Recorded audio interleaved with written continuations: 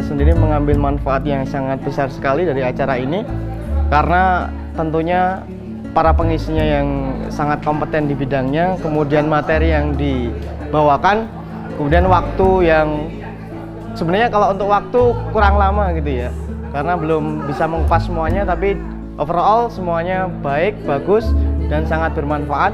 Untuk kedepannya mungkin perlu diadakan lagi ya, karena ini waktunya terlalu mepet ya, waktunya terlalu sebentar. Untuk kedepannya mungkin bisa diadakan mungkin berapa sesi per sesi 1 hari atau gimana ya, itu nanti panitia ya yang merencanakan.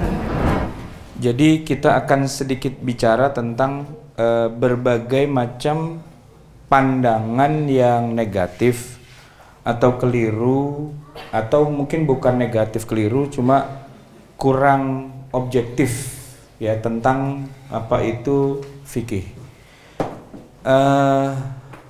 Ada beberapa pandangan seperti itu memang, dan ada di dalam makalah yang kita punya.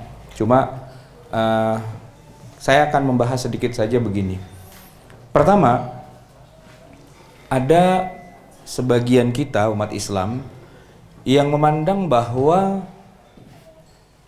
ilmu fikih itu adalah produk ulama, produk manusia.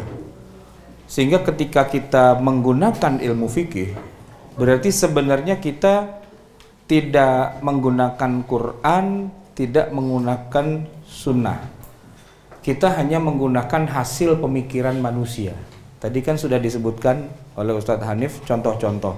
Itu kan fikihnya siapa? Itu kan fikihnya siapa? Berarti kan itu pemikirannya siapa terhadap ayat Quran dan hadis gitu ya. Nah, gimana caranya kita menjelaskan duduk masalah ini? Apa benar kalau kita pakai fikih ya, lantas berarti kita sebenarnya sudah tidak pakai Quran dan Sunnah, meninggalkannya begitu dan hanya menggunakan perkataan atau pendapat manusia. Nah, dalam hal ini kita perlu jelaskan bahwa sesungguhnya walaupun pemahaman itu lahir dari pemahaman manusia, tetapi memang kita tidak bisa menghindar, nggak bisa menghindar dari peranan manusia, pemikiran manusia ketika kita berinteraksi dengan Quran dan Sunnah. Saya akan kasih contoh itu begini. Al-Quran itu sebenarnya juga produk manusia. Nah, lu bingung. Quran produk manusia. Kenapa saya bilang Quran itu produk manusia? Gini Pak, kalau wahyu yang turun dari langit itu memang langsung kalamullah gitu. Tapi ketika Quran itu kita bukukan menjadi ini, ya kan? Ini kan produk manusia. Kertasnya, tintanya, sampulnya, bahkan lebih dari itu. Waktu Quran itu turun Pak, itu urut-urutannya belum seperti yang kita kenal sekarang. Turunnya kan pertama Iqra dulu, ya kan? Terus apa gitu kan. Nah ternyata begitu jadi mushaf, mulainya malah dari Al-Fatihah. Nah pertanyaan saya, siapa yang menuliskan Al-Quran kok mulainya dari Al-Fatihah? Al-Baqarah, Ali Imran, An-Nisa, Al-Ma'idah, Al-An'am, terus Al-A'raf, terus apa lagi? Terus ya, surat yang ke-8 Al-Anfal, At-Taubah, Yunus, Hud, Yusuf, Ar-Ra'd, Ibrahim, terus gitu ya, sampai ayat yang surat yang ke-114. Itu yang nulis siapa? Yang nyusun siapa? Allah? Nabi Muhammad? Atau manusia? Nabi Muhammad. Yang nyusun bukan Nabi Muhammad, yang nyusun tuh para sahabat. Nah iya, berarti kan itu bukan produk Allah sebenarnya, juga bukan produk Nabi Muhammad, produk manusia. Disusunnya ayat-ayat Al-Quran ini ayat 1, ayat 2, ayat 3, ayat 4, ini surat 1, 2, 3, 4 dan seterusnya sampai begitu, itu tuh yang nyusun bukan Allah loh. Bukan Nabi Muhammad. Maksudnya Nabi Muhammad tidak datang kepada kita, saya Nabi loh, dan ini Quran, nih ya Qurannya ya, dah yuk gitu. Enggak. Nabi emang terima wahyu dari Jibril, tapi wahyunya acak-acakan loh, acak-acakan gitu. Memang ditulis oleh para sahabat gitu kan, tapi waktu ditulis itu Nabi nggak bilang apa namanya urutannya mulai dari Fatihah terus apa gitu, nggak juga gitu. Maka ketika Rasulullah SAW itu wafat di zaman Abu Bakar, itu ada kisah penulisan Al-Quran. Bukan penulisan, penyusunan. Kalau ditulis sudah ditulis di zaman Nabi, tapi disusunnya menjadi urutan itu siapa yang nyusun? Hah? Bukan. Coba diam dulu ya. Yang lain jawab. Hah? Usulnya dari Umar. Nah, yang usulkan itu Umar, tapi yang mengerjakan siapa? Ya para sahabat kan. Antum tahu nggak? Waktu di zaman Nabi, Quran itu ditulis di atas apa? Di atas kulit, batu, tulang, pelepah kurma. Ada nggak yang ditulis di atas kertas? Kenapa? Sailun itu wafatnya 105 Masehi. Penemu kertas. Sailun. Orang mana? Orang Cina. Nabi Muhammad hidup 610 Masehi jadi Nabi. Mungkin nggak di Arab itu nggak ada kertas? 100 Masehi sudah ada Sailun. 610 Nabi Muhammad diangkat jadi Nabi. 500 tahun Arab nggak kenal kertas gitu. Tahu nggak kenapa sebabnya nggak ada kertas di Arab? Bukan nggak ada. Ada tapi mahal dan tidak ekonomis kalau nulis di atas kertas gitu kan. Yang tersedia di situ ya tadi kulit, pelepah kurma dan sebagainya. Nah, benda-benda itu, kulit, pelepah kurma, tulang, batu dan sebagainya, itu disusun urutannya di masa Rasulullah apa di masa Abu Bakar? Di masa Abu Bakar. Ada nggak Rasulullah? Nggak ada. Makanya ketika datang usulan dari Umar, tolong disusun yang benar, Abu Bakar kan menolak. Bagaimana mungkin Nabi tidak memerintahkan, tidak mencontohkan, tapi kok kita mau melakukan sesuatu yang tidak ada contohnya dari Nabi. Setelah Allah lapangkan dada Abu Bakar, akhirnya oke, deal. Itu Pak, yang disusun itu bukan kertas loh. Jadi tebalnya nggak segini. Nggak segini. Di masa Abu Bakar itu tebal. Dari sono sampai sono, Quran itu. Tulang, pelepah kurma, batu, tulang, pelepah kurma, batu, kulit, itu yang nyusun siapa? Allah. Bukan. Ya, Rasulullah? Bukan. Itu yang nyusun manusia. Ya ulama, ya sahabat gitu. Jadi kalau dibilang, wah nggak usah pakai fikih, itu kan hasil karya manusia. Lah itu Quran ente itu hasil karya manusia. Quran ente itu hasil karya manusia. Maksudnya mushaf gitu loh. Kalau Quran kalamullah, iya. Sebagai, antum tahu nggak, yang turun dari langit kepada Nabi Muhammad itu bentuknya apa sih wujud fisiknya? MP3, suara. MP3, suara. Bukan teks, bukan word gitu, bukan. Ya, apalagi PowerPoint, bukan. Itu suara aja gitu loh. Didengar oleh Nabi lalu dibacakan, lalu ditulis. Yang nulis itu, yang nulis wahyu itu Nabi apa Allah? Bukan Nabi, bukan Allah. Siapa? Orang, manusia, sahabat. Jadi Quran antum tuh karya manusia sebenarnya. Gitu loh. Mushafnya gitu kan. Tapi kalau suaranya yang turun dari langit itu kalamullah al-munazzal.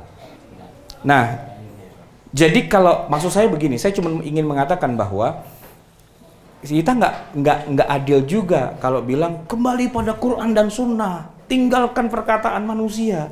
Lawang Quran mushafnya aja ini banyak pengaruh faktor manusianya. Tapi kan kita tahu manusianya bukan sembarang manusia. Manusianya adalah orang yang dijamin masuk surga. Siapa? Abu Bakar, Umar, Utsman, Ali, Zaid bin Sabit dan sebagainya yang banyak itu, dan mereka adalah biar bagaimanapun itu manusia.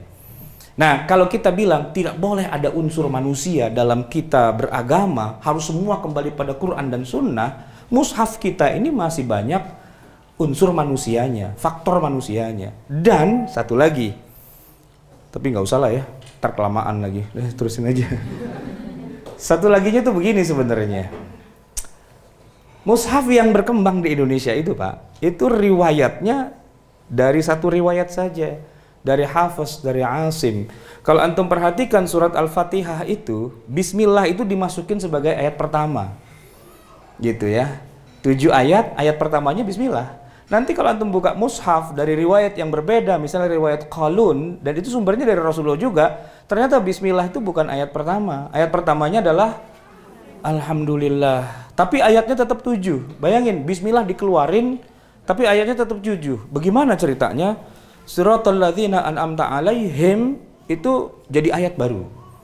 Suratul ladzina an'amta alaihim ayat ghairil maghdubi alaihim waladdallin itu ayat ke-7. Kok bisa beda? Ya memang beda. Kenapa? Karena ternyata untuk menentukan Quran itu petikan potongannya tuh ayat ini 1, ayat 2, ayat 3 itu ternyata juga itu hasil manusia juga, bukan dari Allah. Jibril waktu nurunin wahyu nggak pernah lo bilang Iqra bismi rabbikal ladzi khalaq ayat 1. Khalaqal insana min 'alaq ayat 2. Enggak, gitu loh. Dia langsung aja Iqra bismi rabbikal ladzi khalaq khalaqal insana min 'alaq Iqra wa rabbukal akramul ladzi 'allama bil qalam 'allamal insana ma lam ya'lam. Itu berapa ayat? Jibril nggak pernah bilang itu 5 ayat ya, catat. Enggak. Yang bilang 5 ayat siapa? Yang bilang 5 ayat itu Zaid bin Sabit. Waktu nulis diturin angka 1, angka 2, angka 3, angka 4 dari otaknya Zaid, gitu loh. Jadi kalau dibilang nggak usah pakai pemikiran manusia, pakai Allah aja. Lah itu ayat 1, 2, 3, 4, 5 itu bukan dari Allah itu. Saya tanya, antum kan sejak lahir ya sudah beragama Islam kan, berakidah tiada Tuhan selain Muhammad Rasulullah dan berimam pada Quran. Saya tanya, berapa jumlah ayat Quran? Nggak sama. Yang udah pasti salahnya adalah 666 itu udah pasti salah gitu loh. Kalau nggak percaya antum buka gitu ya, Fatihah 7, Al-Baqarah berapa gitu, pakai Excel tuh di sum gitu jumlahnya udah nggak sama pastinya. Beda mushaf, beda ayat, beda jumlah ayat gitu loh. Lah sekarang jumlah ayat Quran kok beda-beda, ini palsu apa gimana? Ya enggak, ya karena cara ngitungnya beda. Lah yang ngitung siapa? Allah apa manusia? Manusia, orang gitu kan. Tapi orangnya bukan sembarang orang, Zaid bin Sabit gitu loh. Orang yang punya ya istilahnya kemampuan yang sudah diakui lah gitu. Itu yang kita sebut ulama gitu loh. Orang, manusia. Nah, saya cuma ingin mengatakan jangan kita terlalu mudah untuk mengatakan tinggalkanlah perkataan manusia, kembali saja pada Quran dan Sunnah. Lah wong Quran dan Sunnahnya itu perbuatan manusia juga. Tahu nggak kitab paling sahih di dunia setelah Al-Quran itu kitab apa? Bukhari dan Muslim. Kata siapa? Kata saya, kata orang-orang, kata ustadz gitu. Enggak. Bahkan Bukharinya pun tidak pernah mengatakan ini kitab tersahih. Enggak. Ada yang tahu Bukhari hidup tahun berapa? Enggak tahu lah ya, orang kita belum lahir juga. Tapi tadi Ustadz Hanif bilang 256 meninggalnya kan, 256. Ketika Bukhari wafat, di tangannya tuh ada kitab Sahih Bukhari. Di saat itu, jangankan orang lain, Bukhari saja itu tidak mengatakan ini kitab tersahih. Masih harus menunggu 400 tahun kemudian. Setelah muncul yang namanya Ibnu Salah. Seorang ahli hadis, ahli fikih bermadhab Syafi'i, yang mengatakan bahwa setelah saya perhatikan dari semua kitab itu yang paling ketat menggolkan kesahihan suatu hadis itu ya ini Sahih Bukhari. Nah Ibnu Salah tuh hidupnya tahun berapa? Udah sekian ratus tahun kemudian barulah orang-orang tahu, baru mengakui bahwa Sahih Bukhari adalah kitab tersahih di dunia setelah Al-Quran. Di zaman Bukharinya belum jadi tersahih gitu, ya kan?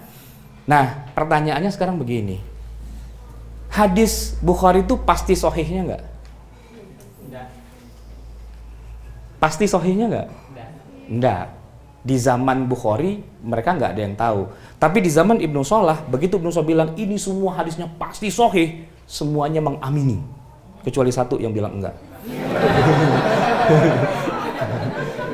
Gitu.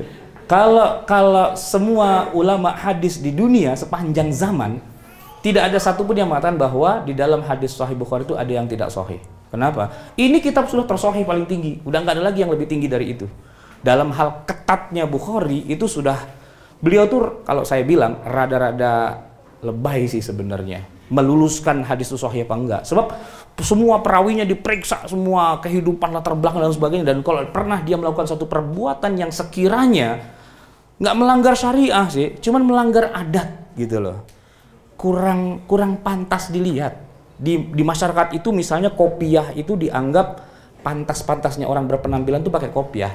Ada perawi hadis tampil nggak pakai kopiah, itu sama Bukhari dilihat siapa itu. Oh, dia buka dari 500.000 catatan hadisnya dia cari nama orang itu, coret. Kenapa? Nggak pakai kopiah, nggak kita pakai. Orang ini nggak bisa kita percaya. Kenapa? Ya, kalau untuk urf yang sudah diketahui masyarakat aja dia berani melawan, apalagi yang Allah dan Rasulnya. Jadi lebay banget Bukhari itu. Saking lebaynya itu, dari 500.000 hadis yang dia hafal itu, hanya tinggal 4.000 hadis yang lulus dalam Sahih Bukhari. Kalau masih ada yang bilang di dalamnya ada yang tidak sahih, kebangetan. Berarti lebih hebat dari Bukhari dia. Gitu kan. Ya, saya kuliah S2 kan Ulumul Quran, Ulumul Hadis. Jadi Kiai Ali Mustafa Ya'qub gitu ya, Said Agil, Munawar dan sebagainya, itu guru-guru saya memang begitu ngajarinnya. Udah nggak ada lagi di atas Sahih Bukhari gitu. Tapi lepas dari itu semua, saya tanya, ketika Bukhari mengatakan hadis ini sahih, itu wahyu apa hasil nalarnya dia? Emang ada gitu Nabi Muhammad bilang innamal a'malu binniyat, hadis ini sahih ya? Emang Nabi bilang begitu? Nabi tuh nggak pernah bilang hadis ini sahih apa tidak sahih gitu. Nggak pernah, seumur-umur hidup Nabi hidup itu nggak pernah bilang hadis ini sahih ya gitu. Enggak. Yang bilang sahih siapa? Yang bilang sahih orang yang udah hidup 500 tahun kemudian, 700 kemudian. Karena sahih itu bukan masalah Nabi ngomongnya benar apa enggak, tapi riwayatnya sampai ke kita itu riwayatnya benar apa enggak, kan gitu ya. Jadi sahih tidak ada kaitannya dengan Rasulullah sebenarnya. Tapi sahih tidak sahih itu kaitannya dengan sampainya riwayat itu dari Rasulullah kepada kita, ini benar apa enggak, gitu kan. Nah, yang paling ketat dalam masa itu adalah Bukhari. Nah, sekarang kalau kita bilang sudah tidak usah pakai ulama, pakai saja Quran dan Sunnah. Pertanyaannya, Sunnah yang mana? Sahih Bukhari. Itu sahihnya yang bilang Bukhari loh itu, bukan Allah, bukan Nabi Muhammad. Bukhari itu Tuhan apa manusia? Manusia. Berarti kita ikut manusia dong, nggak ikut Tuhan, nggak ikut Nabi. Kan balik lagi sebenarnya keliru ketika ada orang mengatakan kembali pada Quran dan Sunnah, jangan ikuti ulama. Lah, kita nih pakai Quran jadi kayak gini, ini kan karya ulama. Sahih Bukhari itu karya ulama, Sahih Muslim itu karya ulama. Kenapa dibilang Sahih Bukhari? Kenapa nggak bilang Sahih Rasulullah? Pusing-pusing situ. Ada nggak kitab Sahih Rasulullah? Yang bilang Sahih adalah Rasulullah berdasarkan wahyu? Nggak ada. Yang bilang Sahih adalah Bukhari, dan Bukhari itu bukan Rasulullah. Bukhari itu orang yang hidup meninggalnya 256. Dia yang bilang Sahih. Kok percaya sama manusia? Abu Bakar bilang hadis ini sahih? Nggak ada. Abu Bakar nggak pernah bilang hadis itu sahih. Yang bilang sahih itulah perawi yang paling akhir di bawah. Dari Bukhari, dari gurunya kepada tabi'in, atba'ut tabi'in kepada sahabat, kepada Rasulullah, gitu kan. Nah, yang bilang sahih itu yang bagian akhir belakang sini, yang nulis kitab Sahih Bukhari itu bilang ini sahih. Gitu loh. Nggak ada yang bilang sahih itu dari sahabat, dari tabi'in. Mereka kerjaannya bukan mensahihkan hadis atau tidak.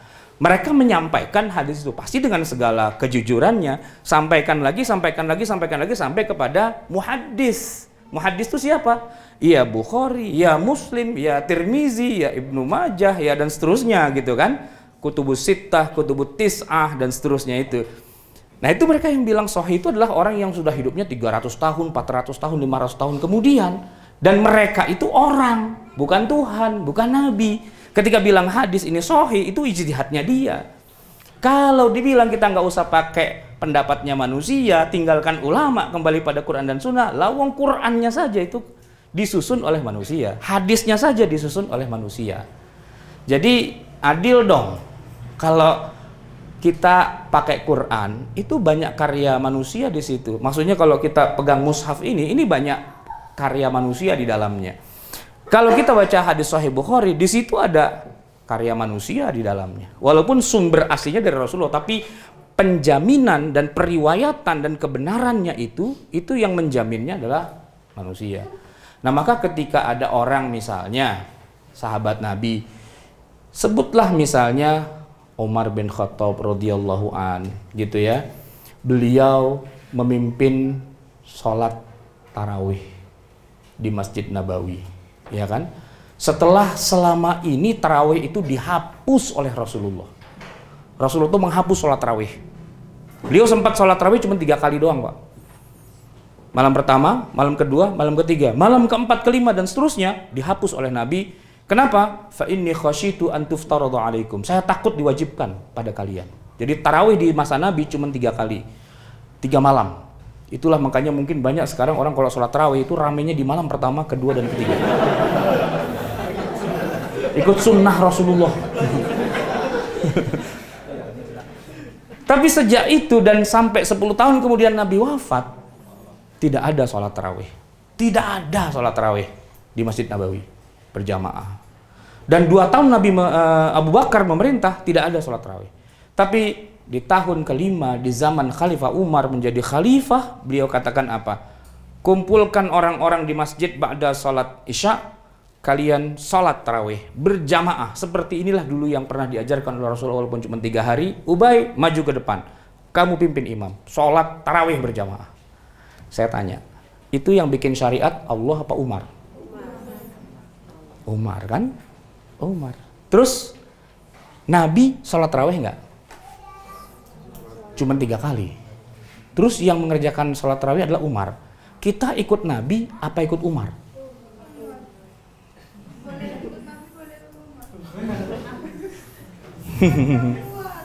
Gimana coba? Saya tanya sekarang, sholat tarawih berjamaah di masjid itu disyariatkan atau tidak? Disyariatkan apa tidak? Disyariatkan. Siapa yang mensyariatkan? Rasulullah apa Umar? Ya Umar, bukan Rasulullah, karena Rasulullah terakhir malah menghapus. Umar menghidupkan kembali. Gitu. Kita ikut Rasulullah apa ikut Umar? Ikut Rasulullah berarti nggak boleh ada sholat tarawih. Terakhir Rasulullah wafat tuh tidak ada sholat tarawih. Nah iya makanya ikut Nabi kan, berarti orang sholat tarawih itu semuanya dosa kan? Nah kan nggak ikut Nabi, Nabi kan terakhir nggak sholat, dihapus sholat tarawih. Enggak, di zaman Nabi bukan di rumah, di zaman Nabi itu ya di masjid, di masjid Nabawi, bukan di rumah. Siapa yang bilang Nabi sholat tarawih di rumah sama Aisyah? Mana hadisnya? Siapa yang bilang? Riwayatnya sahih apa enggak? Di mana kitabnya? Halaman berapa? Jilid berapa? Nggak ada. Sholat tarawih itu hanya 3 kali di masa Rasulullah di Masjid Nabawi, bukan di rumah. Dan setelah 3 hari dihapus oleh Rasulullah. Tidak, Rasulullah tidak sholat di rumah, dihapus sholat tarawih di masjid itu. Pusing, nggak apa-apa, biarin pusing sekalian. Dihapus oleh Rasulullah. Tidak ada orang sholat tarawih di masa Rasulullah setelah 3 hari sholat itu. Nah, sekarang saya tanya, kita sholat tarawih itu ikut Nabi apa ikut Umar? Ikut Nabi lagi. Ya berarti nggak boleh sholat tarawih itu, haram hukumnya. Sekarang kita lihat di Masjid Nabawi, di Masjidil Haram, ada nggak sholat tarawih setiap Ramadan itu? Mereka ikut Nabi apa ikut Umar? Nah, kok ikut Umar? Kenapa nggak ikut Nabi? Jawabannya kan sederhana. Kata Nabi, alaikum bisunnati wa sunnati ashabi. Kalian pegang teguhlah sunnahku dan sunnah para sahabatku ini. Siapapun di antara semua sahabatku ini yang melakukannya, kamu ikuti, kamu sudah ikut petunjukku juga. Nah, itu fikih itu Pak. Jadi jangan dipisah antara Rasulullah dengan sahabat. Para sahabat itulah kader-kadernya Rasulullah. Ketika mereka mengatakan A, Ya itu tidak mungkin datang dari otaknya dia sendiri, tapi datang dari apa hujjah Umar ketika menghidupkan kembali sholat tarawih. Kan Nabi terakhir nggak boleh. Hujjahnya Umar adalah nggak bolehnya, tahu nggak kenapa? Takut diwajibkan. Nah kalau Nabi sudah wafat, mana ada Jibril turun bilang, wajib ya? Nggak ada kan? Nggak mungkin gitu loh. Kalau sampai Jibril turun bilang wajib, nabinya bukan Muhammad, Umar berarti kan? Gitu loh. Berarti ketika Umar menghidupkan kembali, ini sebenarnya aslinya adalah apa yang diajarkan oleh Rasulullah, tapi karena ada satu ilat tertentu dihentikan oleh Nabi, takut diwajibkan. Ketika ilatnya hilang, ketakutan untuk diwajibkannya sudah nggak ada dengan wafatnya Rasulullah, kata Umar, terus alasannya apa untuk tidak kita kerjakan? Aslinya adalah diperintah. Lalu sementara dihentikan karena takut satu hal. Begitu satu halnya dicabut, berarti kembali lagi kepada aslinya. Aslinya adalah sholat tarawih berjamaah di masjid. Itu Umar, Pak. Itu yang menciptakan sholat tarawih kembali, ya kan? Sampai beliau mengatakan bid'ah yang paling indah, nikmatu bid'ah hadi. Inilah bid'ah yang paling nikmat, yang paling indah, dan dilakukan oleh semua umat Islam di seluruh dunia. Tidak ada satupun yang tidak sholat tarawih gitu, kecuali memang yang tidak mau. Maksudnya emang karena tidak wajib gitu kan? Karena tidak wajib gitu loh. Pernah lihat nggak masjid-masjid di Jogja ini yang tidak mengadakan sholat tarawih? Belum pernah kan? Saya menemukan, Pak, di Sulawesi. Saya menemukan di Sulawesi. Jadi di Sulawesi itu ada satu pesantren besar, namanya Darul Istiqomah. Darul Istiqomah di Maros. Itu anaknya kiai besarnya itu teman sekelas saya. Teman sekelas saya kuliah di Libya.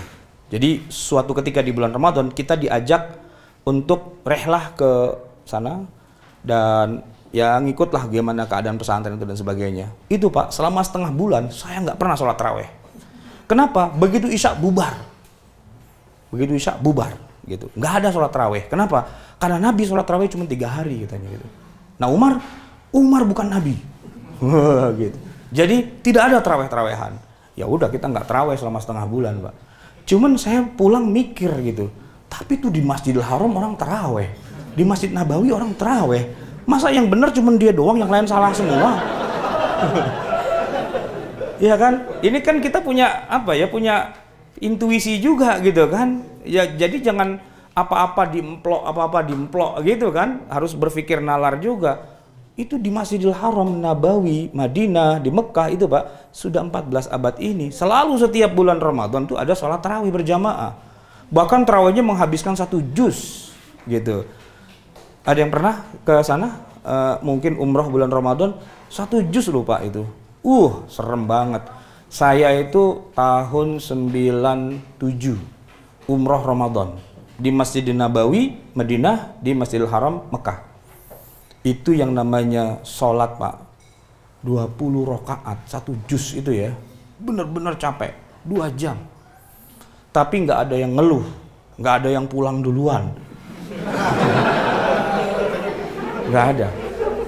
Waktu itu saya bareng sama teman saya, kebetulan dia pengurus Muhammadiyah. Antum tahu kan kalau Muhammadiyah itu tarawihnya cuma 8, ya kan? Walaupun dia sholat di masjid yang tarawihnya 20, tapi kalau sudah 8 rakaat biasanya pulang. Gitu kan? Biasanya dia pulang. Nah, itu kalau di Indonesia, tapi waktu itu sudah 8 rakaat dia nggak pulang. Saya bilang, Mas, sudah 8 tuh. Dia diam aja. Saya, Mas, udah 8? Iya, gitu. Udah 8 biasanya ente pulang tuh. Shh, diam aja. Gitu. Enggak, biasanya ente pulang. Saya ngingetin aja kalau 8 kan biasanya pulang. Ini kenapa terus gitu? Dia bilang apa? Tiketnya mahal. Lah kok? Lah iya, nggak apa-apa lah saya 20 sekali-sekali, tapi jangan bilang-bilang ya katanya gitu. Ya sudahlah, terserah gitu. Jadi banyak orang pada kecele juga Pak gitu ya, teman-teman saya yang tarawihnya selalu 8 gitu ya. Itu begitu ke Masjidil Haram, ya 20 dia mau pulang, tiketnya mahal gitu kan, Ngapain jauh-jauh kita umroh kemari kalau ikut 8 doang? Yang ada juga orang rebutan mau masuk ke masjid gitu kan. Nah itu Pak, Umar yang menghidupkan itu. Yang bilang 20 juga Umar. Maksudnya di zaman Umar tuh tarawihnya ya 20 gitu. Ya bukannya nggak boleh 11, boleh. 8 itu boleh. 6 boleh, 4 boleh, 2 boleh. Orang nggak tarawih aja nggak apa-apa. Ya nggak? Ini masalahnya bukan masalah sunnah atau bid'ah, itu enggak gitu loh. Cuman kenapa kok orang salat tarawih 20 kan selalu dibilang itu Umar gitu kan. Dan Umar tuh manusia, bukan nabi. Kenapa kita salat tarawihnya ikut Umar, nggak ikut nabi? Gitu. Nah jawabannya sederhana. Nabi itu ketika salat tarawih cuman 3 kali. Dan semua hadis yang cerita Nabi salat 3 kali itu tidak sama sekali menyebutkan berapa jumlah rakaatnya. Nggak ada. Seandainya ketahuan hadisnya bahwa Nabi sholat tarawih itu misalnya 8 atau 11 atau 20 atau 36 atau 40 rakaat gitu ya, orang sedunia sama sholat tarawihnya.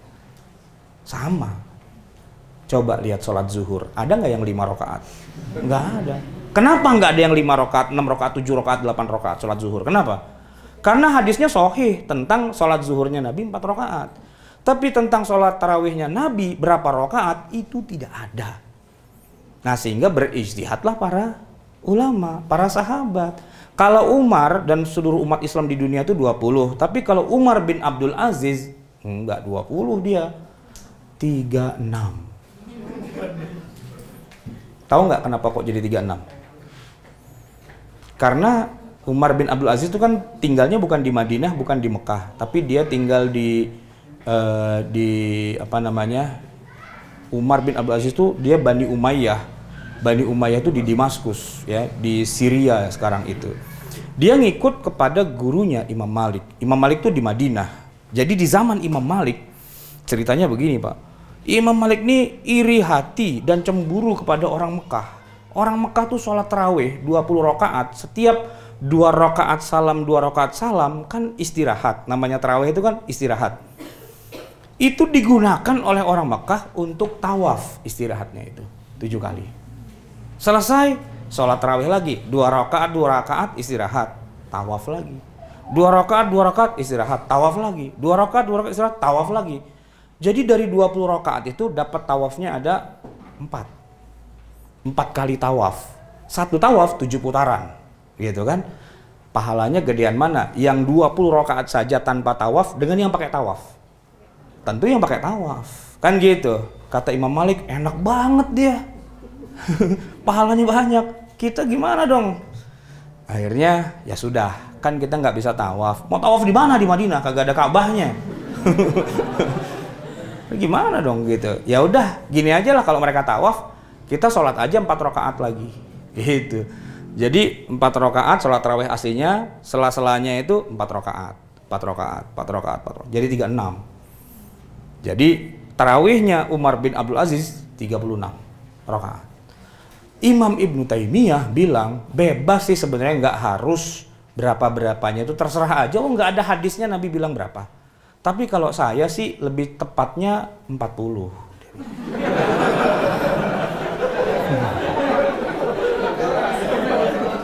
Pernah lihat nggak di Jogja ini ada orang salat tarawih 40? Nggak ada ya, bubar orangnya itu. Orang 8 aja pada bubar. Saya Pak, dekat rumah saya ada yang 8, itu masih ada yang pesan di belakang makmum itu, Pak Imam bisa dipercepat nggak katanya, karena ada sinetron. Nah, urusannya itu memang itu urusan sholat sunnah, tapi intinya adalah fikih itu produknya memang produk manusia, dalam arti itu tidak langsung Nabi, tidak langsung Quran. Tapi yang memproduk itu juga bukan orang sembarangan, para sahabat, para tabi'in, orang-orang yang memang hidup bersama Rasulullah SAW. Dan Nabi memberikan privilege kepada orang-orang itu, ayo kerjakan. Nah gitu Pak. Baik, ini yang pertama ya. Ikut ulama bukan ikut Quran dan Sunnah, itu sering dituduhkan kepada fikih. Fikih itu ngajarin kok belajarnya sama ulama bukan kepada Nabi. Kita jawab tadi seperti itu. Nah yang kedua, ulama tidak maksum. Benar ulama itu tidak maksum. Tapi ingat ya, tahu nggak artinya maksum apa? maksum, terjaga, tidak akan terkena dosa atau tidak mungkin melakukan kesalahan karena dijaga. Nah, kalau nabi sih ya mau melakukan kesalahan ya bisa aja, cuman kan langsung dicegah oleh Allah. Nih Nabi Yusuf diuber-uber sama Zulaikha, gitu kan? Nah itu sebenarnya hati-hati, Pak. Udah makan belum? Udah makan, jangan-jangan pusing dia.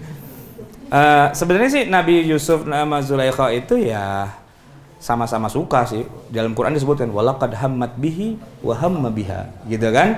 Falaula arra'a burhana rabbih. Seandainya tidak melihat burhan, peringatan dari Allah. Itu kan kalau Nabi Yusuf. Nah kita manusia, nah peringatan dari mana? Nggak ada yang ngingetin kan? Ah gitu. Tapi ingat ya, walaupun demikian, Nabi pun juga pernah ditegur oleh Allah. Tuh surat Abasa. Dia bermuka masam, turun teguran dari Allah. Kan gitu ya. Atau ada tawanan perang Badar tuh, pernah ingat ceritanya kan? Nabi ditegur dengan ayat Quran. Maka dari nabiyin ayyakuna lahu asra hatta yuskhina fil ardi, gitu ya. Nah, kalau ulama kan nggak ada yang negur. Jadi kalau dia salah, siapa yang mau negur? Gitu kan? Gimana jawabnya? Jawabnya sederhana. Yang menegur umat Islam sendiri. Kenapa? Itulah kemudian kita mengenal istilah jumhur ulama. Jumhur ulama itu artinya apa? Mayoritas ulama kok sepakat bilang A. Terus ada yang qaulun rajih, ada qaulun marjuh, gitu. Pendapat yang marjuh, yang menyendiri, yang ternyata nggak sama dengan kebanyakan orang. Jadi kalau kita mau tahu nih ulama ini fatwanya bener nggak sih, gitu ya? Pendapatnya bener nggak sih? Hasil pemikirannya bener nggak sih? Gampang, bandingkan saja dengan yang lain, gitu. Kalau kita bandingkan, ya insya Allah sih dengan mudah kita ketahui. Ya contoh nih, sholat kita yang 5 waktu itu hukumnya wajib atau sunnah sih? Sholat 5 waktu wajib, kata siapa?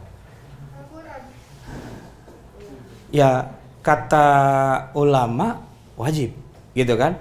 Nanti ada juga ulama yang bilang tidak wajib. Itu mengetahui mana yang benar, mana yang salahnya gimana? Kolek aja semua pendapat ulama, kumpulin. Ya, 10, 20, 30, 40, 50. Tapi ulama ya, bukan orang biasa, ulama gitu loh. Kumpulin, nanti kita akan tahu. Lah, kok hampir semuanya bilang wajib, cuman dia doang yang bilang enggak, gitu kan? Itu dengan mudah ketahuan, Pak. Dengan mudah ketahuan. Nah, cuman syaratnya satu. Kita harus bisa mengkolek pendapatnya para ulama. Untuk bisa mengkolek pendapatnya para ulama, harus tahu yang ulama mana, yang bukan mana. Nah, gitu kan? Kalau kita nggak tahu yang ulama mana yang bukan mana, cuman yang penting pakai sorban, pakai gamis dan sebagainya, nggak bisa bedain mana ulama, mana Abu Jahal gitu. Susah memang gitu. Iya, susah gitu kan. Nah, yang ulama tuh yang mana dan sebagainya, itu juga kita harus tahu. Maka salah satu kelemahan kita umat Islam itu tidak kenal ulama. Tidak bisa bedakan itu ulama atau bukan ulama.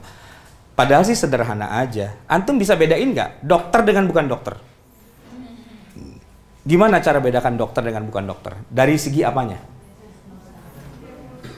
Ya pertama dari latar belakang pendidikan dulu lah, ya kan? Kuliah di mana? Ngaku dokter. Saya kuliah di kehutanan UGM. Ya nggak mungkin lah. Dokter apa? Dokter hutan, gitu kan? Hatta yang kuliah di fakultas kedokteran belum tentu dia jadi dokter. Ya kalau dia DO, ya kan? Kalau dia nggak lulus, kalau dia nggak menekuni profesi, kalau dia nggak ngambil spesialisasi dan sebagainya, ya kan? Nah, itu saja udah bisa dengan mudah. Jadi ulama, antum mau bedakan ulama atau bukan, tanya aja latar belakang pendidikannya. Ustadz A, Ustadz B, Ustadz C, Ustadz D. Yang ulama yang mana? Lihat latar belakang pendidikannya dulu. Kalau dia kuliahnya di MIPA, ya ulama dalam bidang MIPA, ya kan? Kalau dia sastra, ya ulama dalam bidang sastra. Gitu aja, sederhana. Kalau dia fakultas syariah, ya ulama dalam bidang syariah. Itu indikator paling sederhana, ya kan? Satu. Nah yang kedua, kemudian karyanya, gitu. Karyanya apa? Banyak loh yang LC di Jakarta di mana-mana, cuman gelar doang LC, gitu loh. Tapi nggak punya karya. Dia ulama, kalau bicara pinter-pinter, tapi nggak ada karyanya. Bagaimana kita bisa kenal dia sebagai ulama atau tidak? Kan gitu ya. Nah, kalau udah kita ketemu dia ulama, latar belakangnya bener, bukunya jelas dan sebagainya, jangan cuma satu, carilah beberapa tokoh yang lain yang memang ulama juga, kita lihat dan kita komparasikan. Nanti kita akan ketemu, oh ini suara mayoritasnya para ulama tuh begini, ya ini kok menyendiri, dia ulama tapi menyendiri. Mana yang kita pegang? Tentu yang jumhur, yang mayoritas gitu. Cuman masalahnya adalah ketika kita pertama nggak kenal ulama, nggak bisa bedain, nggak tahu karyanya, dan nggak bisa mengkolek banyak, dan nggak bisa membandingkan. Jadi taunya ulama tuh cuman Majelis Ulama Indonesia gitu doang gitu loh. Ya kalau cuma Majelis Ulama mah itu cuma satu di antara sekian juta ulama gitu loh. Nah, bocoran sederhana nanti akan kita bahas setelah ini, yaitu kita bicara mazhab fikih yang 4. Itulah yang dimaksud dengan ulama. Gitu ya. Nanti setelah ini detailnya. Baik, ada lagi tuduhan terhadap ilmu fikih itu adalah fikih itu isinya selalu beda pendapat melulu, khilafiyah melulu. Dan biasanya orang tuh nggak suka dengan fikih karena banyak khilafiyahnya. Termasuk saya. Saya waktu kuliah baru semester 1, 2, 3 gitu ya. Ngapain sih kita bicara tentang perbedaan pendapat melulu? Ini kan perpecahan, gitu. Kenapa nggak disatukan, gitu? Nah, begini Pak. Sebenarnya tadi sudah saya sebut, jumlah ayat itu saja udah nggak sama dari awal. Kemudian Bismillah itu bagian dari Fatihah atau bukan, itu saja sudah beda pendapat. Ini bukan masalah fikih, ini sumbernya fikih yaitu Quran. Dari awal sudah beda. Qiraat, antum tahu qiraat kan ya? Nah, qiraat itu kan macam-macam. Yang kita baca sekarang cuma hafaz, riwayat dari Asim gitu ya. Yang hampir tidak ada imalah. Kecuali di satu ayat saja. Bismillahi majreha wa mursaha. Majreha itu imalah, bacanya E. Tapi kalau pakai riwayat yang lain yang sumbernya juga dari Rasulullah, itu kita kenal yang wadduhi. Wal laili idza saja ma wadda'aka rabbuka wa ma qala. Ini bukan karena dia orang Betawi terakhirnya jadi bukan. Itu dari Allah begitu udah, gitu ya. Nah, surat Al-Fatihah misalnya. Itu ada yang bacaannya kayak kita, pakai shad, ihdinas siratal gitu ya. Tapi riwayat yang lain pakai sin, ihdinas siratal mustaqim. Ada riwayat yang lagi pakai za, ihdinas siratal mustaqim. Siratal ladzina an'amta 'alaihim ghairil maghdubi 'alaihim waladdallin. Pernah dengar nggak Pak ada imam baca begitu? Nggak pernah ya? Ada baca begitu kita timpukin. Wah, penistaan terhadap Al-Qur'an. Ya kagak tahu aja, padahal itu riwayatnya langsung dari Rasul, mutawatir itu. Ya kan? Bahkan ada yang ketambahan kalimat. Ghairil maghdubi 'alaihim wa ghairidh-dhallin. Gitu. Nah, emang kalau nggak ngerti ilmunya, bawaannya mau marah aja, Pak. Iya. Kalau nggak ngerti ilmunya bawaannya, tapi padahal qiraat tuh macam-macam qiraat itu, ada banyak.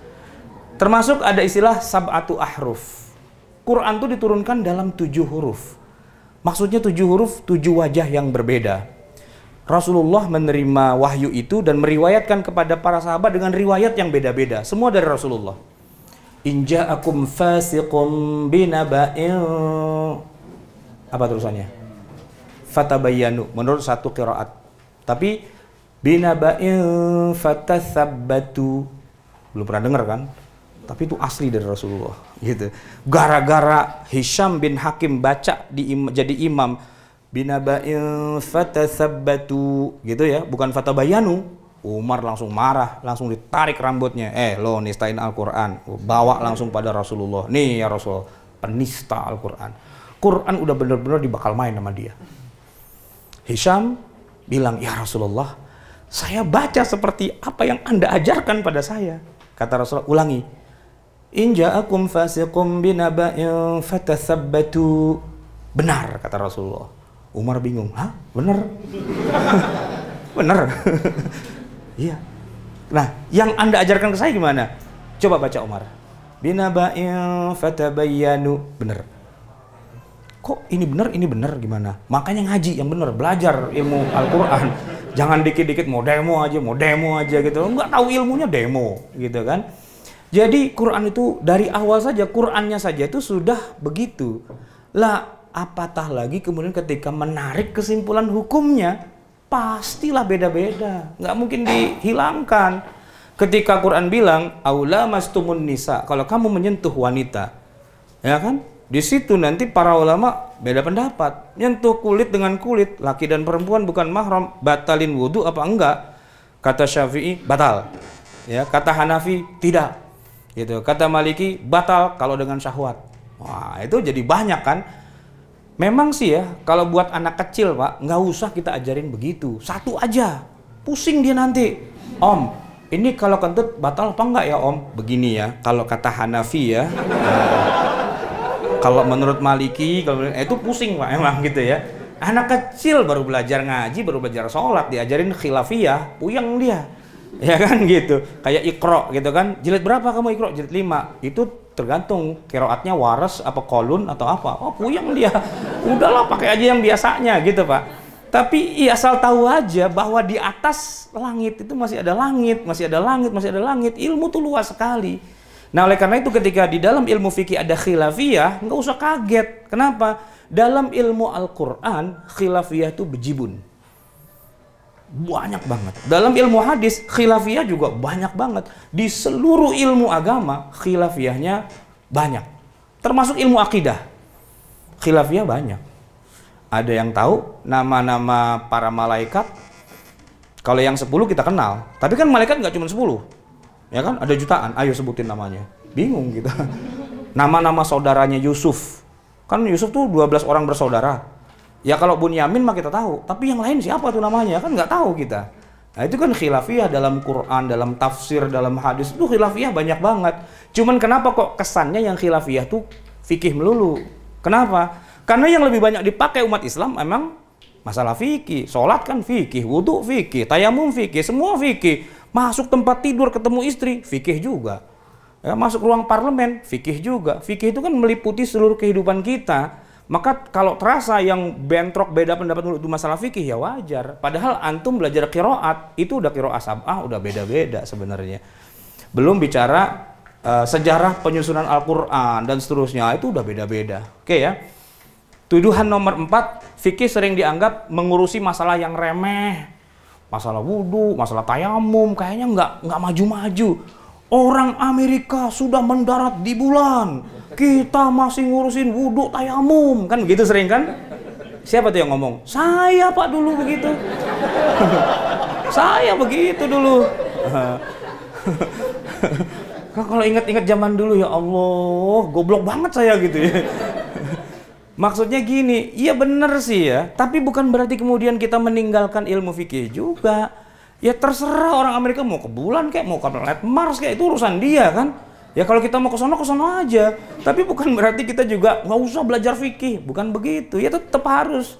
Sebab orang kalau sholat terus dia batal dari wudhunya tapi dia tetap terus sholat kan batal juga dan nggak diterima sholatnya. Ya kan? Coba gimana seandainya kita lagi sholat berjamaah tiba-tiba imamnya kentut, batal. Ini kita jamaah gimana nih? Terusin apa enggak? Terusinnya sendiri-sendiri apa rame-rame? Terus yang jadi imam siapa? Coba gimana kira-kira? Kalau tiba-tiba ada insiden, imam batal, kentut. Terus dia bilang, sorry ya, saya batal. Terus dia keluar. Ini kita di belakang, gimana jadinya? Kata yang sampingnya, maju. Wah, jangan saya, ente aja maju ganti. Yang satu bilang, ente kan udah lebih tua, jenggotnya lebih banyak gitu kan. Bukan urusan jenggot, anak udah berapa? Ente anaknya berapa? Itu kalau pakai pilkada dulu Pak, batal semua itu, ya kan? Mestinya gimana? Coba, mestinya secara fikih gimana? Kalau imam batal tuh mestinya gimana? Hah? Iya, ada yang gantiin cara mekanisme menggantikannya tuh gimana? Siapa yang harus menggantikan? Apakah pilkada dulu? Ah iya kan? Jadi gini Pak nih, saya jadi imam, terus batal. Di belakang saya itu siapa? Saya gini aja, kode. Nah, yang di kode tahu, oh berarti saya dong ya. Dia nggak bisa bilang, dia aja, nggak bisa. ya kan? Nah itu kan ilmu fikih Pak, gitu. Kalau enggak tuh bubar semua orang satu masjid itu. Cuman gara-gara imam batal doang. Itu bukan masalah remeh temeh Pak, bukan. Itu masalah penting, sholat. Yang pertama mau ditanya di akhirat kan bukan masalah yang lain-lain, sholatnya dulu, ya kan? Kalau yang lain-lain, ya istilahnya atur dah, begitu ya. Tapi kalau yang masalah sholat ini utama. Toh lagian juga memang benar sih kalau kita belajar fikih kesannya kok wudu, air, istinja gitu-gitu melulu ya. Padahal enggak juga sih. Itu kan kita yang belajar fikihnya 2 bulan berhenti. Mulai lagi habis lebaran 2 bulan berhenti. Mulai lagi habis lebaran air lagi. Emang kesannya fikih itu air melulu gitu. Ini fikih pemain air sih sebenarnya gitu kan. Air 2 kulah gitu kan. Itu karena apa? Karena nggak selesai belajarnya. Coba kalau kuliah di Lipia semester 1 bicara toharoh, memang ada wudhu, sholat apa gitu kan. Semester 2 ada sholat terus. Tapi terakhir tuh kita bikin negara loh. Ini buku saya nih yang 18 jilid nih. Jilid yang terakhir tuh negara nih Pak. Tulisannya ya negara. Bikin negara. Tapi bikin negara belakangan. Sholat dulu nomor 1. Ya nomor 2 sih ya. Nomor 1 syahadat gitu ya. Ya ada urutannya, habis sholat, nanti zakat, puasa, haji gitu kan, muamalah terus. Terakhir juga bikin negara juga ujung-ujungnya. Emang dikira bikin negara nggak bisa pakai, nggak boleh bikin gitu aja, nggak bisa lepas dari fikih? Pakai juga, tetap pakai ilmu fikih juga. Fikih negara ada fikih daulah kita itu, ya kan. Al-Mawardi itu nulis kitab namanya Al-Ahkam Sultaniyah, itu ngatur bagaimana kepemimpinan negara. Jadi jangan dibilang fikih itu cuma ngurusin yang remeh-remeh. Itu kan ente yang jarang lulus, ya kan? Nggak selesai-selesai berfikihnya, air lagi. Padahal ya enggak. Terakhir Pak, sering dituduh fikih itu meninggalkan amal-amal sunnah. Jadi orang tuh kalau belajar, kan gini ya, dosen saya, guru saya, sekarang beliau jadi pimpinan tertinggi di PP Muhammadiyah, itu pernah bilang sama saya, Pak Yunahar Ilyas, nah, harusnya kita nggak usah ngajarin mana rukun, mana wajib, mana sunnah. Udah ajarin aja begitu wudu. Nggak usah dibeda-bedain mana sunnah, mana wajib. Sebab kalau dia tahu, oh ini cuma sunnah, ntar dia nggak kerjain. Gitu, ya kan? Sering kan dengar begitu. Ya saya bilang, kalau masalah itu sih sepakat, ya suruh kerjain semua. Tapi tetap kita harus tahu mana yang wajib, mana yang sunnah. Kenapa? Gini loh. Kalau semua harus dikerjakan, ya nggak cukup waktu kita mengerjakannya itu. Karena di kita tuh ada orang awam. Coba bayangin, kalau semua puasa sunnah harus dikerjakan, bingung kita Pak. Ya, udah Ramadan sebulan, tambah 6 hari Syawal, tambah Senin Kemis, tambah Ayyamul Bid 13, 14, 15 gitu kan. Padahal dia kerjaannya kuli bangunan, Pak. Gitu. Yang mesti makan, sekali makan piringnya tuh gitu ya kan. Kalau dia suruh puasa mulu, dipecat sama bosnya. Lu mau kerja mau puasa gitu kan. Nah, tidak semua orang itu wali. Tidak semua orang tuh orang soleh yang derajatnya tinggi gitu ya, yang kalau dia makin tinggi tuh surga tinggal begini doang gitu. Nggak semua orang begitu. Banyak orang tuh yang derajatnya rendah, tapi dia mau masuk Islam, dia pengen masuk surga juga. Nah kita lihat ya, nggak harus sih semua orang masuk surga Firdaus, nggak muat ntar gitu ya. Surga itu kan bertingkat-tingkat juga gitu kan.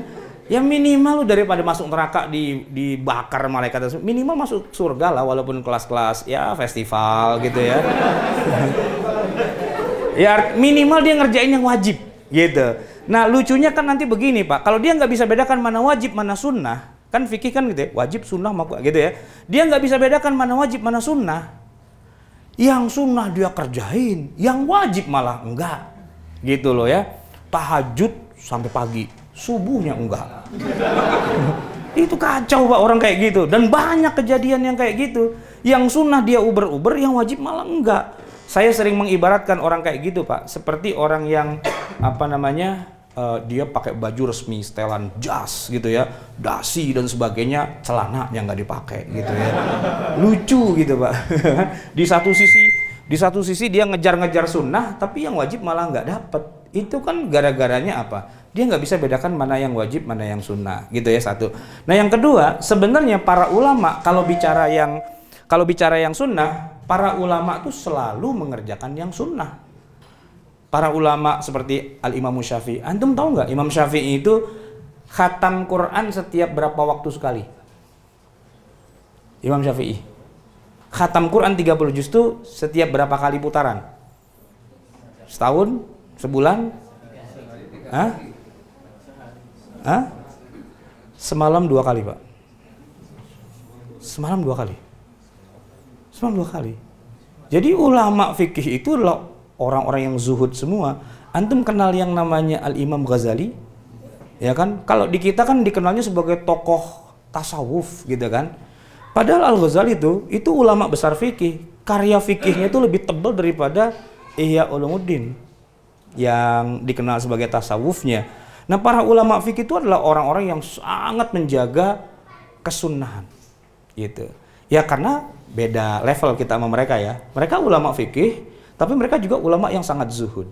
Puasanya, zikirnya, apanya semua mereka kerjakan semua. Nah, tapi kenapa mereka tetap bilang yang ini sunnah, yang ini wajib? Karena dia bicara kepada kita yang orang awam, yang nggak bisa tiap malam tahajud, gitu. Bisa sih tahajud, dipaksa pakai kerakting deng gitu ya. Dari jam 1 malam itu ya, kalau lagi qiyamul lail itu kan gitu ya, sampai sahur, sampai subuh itu bisa, Pak. Cuman ya balas dendamnya itu lebih dahsyat daripada malamnya. Siangnya kita tidur bangun-bangun asar, Pak, gitu. Saking lamanya. Nah, itu kan kita gitu. Jadi dengan posisi kita yang orang awam yang lemah ini, maka gini deh, pakai skala prioritas. Yang ini wajib lu kerjain. Nah yang ini sunnah sebaiknya kerjain. Kalau nggak bisa ya nggak apa-apalah, gitu kan. Karena setiap orang tuh ada marotib, ada tingkatannya. Nah minimal masuk surga. Minimal masuk surga. Walaupun ya masuknya mungkin di di strata yang paling rendah lah gitu kan. Yang paling bawah. Nggak apa-apa masuk surga daripada masuk neraka. Mendingan mana surga yang paling rendah dengan neraka yang paling enak. Ada loh neraka yang paling enak, yang paling ringan siksaannya. Siapa itu? Abu Thalib. Ya kan ketika dia masuk neraka karena nggak mau baca syahadat, disebutkan dalam Sahih Muslim itu, ya dia dipakaikan dengan terompah yang terbuat dari bara api yang kalau terompahnya dipakai otaknya mendidih. Itu yang paling ringan. Kita udah nggak bisa booking yang itu, udah ada yang punya, ya paling di atasnya lagi gitu kan. Nah, minimal kita masuk surga lah paling enggak. Nah, fikih itu menyelamatkan kita. Ya kalau ngikutin para ulama fikih itu posisinya di Firdaus tertinggi. Nah, tapi para ulama fikih itu adil banget. Ya ente kalau mau ikutin kita ayo, tapi nggak wajib gitu kan. Tapi minimal jangan sampai ente masuk neraka. Ini loh poin-poin yang pentingnya. Kan gitu, Pak. Ibaratnya saya dosen, antum jadi mahasiswa, saya boleh ngasih A+, itu bisa gitu kan. Tapi mungkin ada juga mahasiswa yang mungkin ya gimana ya, orang dia juga kadang-kadang nama dosennya jadi nggak tahu, saking jarangnya dia masuk, dosen kita namanya siapa ya gitu loh. Itu gimana mau lulus gitu kan, dosennya aja nggak kenal namanya siapa gitu kan, mata kuliahnya aja nggak tahu dia, lupa mata kuliah apa kita nih ya gitu kan. Gitu, begitu UAS gitu kan, kumpul gitu kan, saya cek, ya nih orang gitu kan, kalaulah saya tidak punya kerahiman, saya kasih dia begitu kan, nilai paling rendah banget. Tapi kalau saya lihat orangnya baik, orangnya ya udahlah, minimal dapatlah 60 lah gitu kan, 60 plus 1 gitu kan, minimal lulus ya. Satu dosen kasih begitu, dosen lain kasih begitu, C kan ikatan karbon jadinya kan. Iya, artinya nggak harus semua orang tuh dapat summa cum laude gitu ya. Tapi minimal lulus lah. Mana lebih baik? Orang lulus dengan nilai tertinggi S1 12 tahun dengan S1 cuman 5 tahun walaupun nilainya biasa-biasa aja. Ya mendingan yang 5 tahun lah cepetan gitu ya daripada yang 12 tahun gagal lulus gitu kan. Tanya gimana skripsi? Waduh, udah sampai bab berapa? Boro-boro bab judul aja belum diterima gitu kan. Nah, itu yang susah tuh, Pak tuh. Baik, itu aja yang bisa saya sampaikan. Silahkan berikutnya Ustadz Hanif Lutfi kita teruskan, tapi waktu kita sampai jam berapa nih?